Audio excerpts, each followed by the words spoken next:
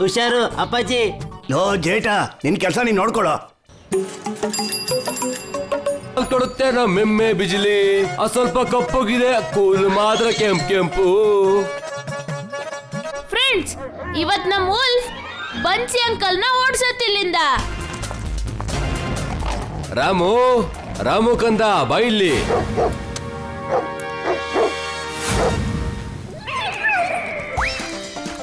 Plan ಉಲ್ಟಾ ಆಗೋಯ್ತಲ್ಲ. ಬನ್ಸಿ uncle ತುಂಬಾ smart ಇದಾರೆ.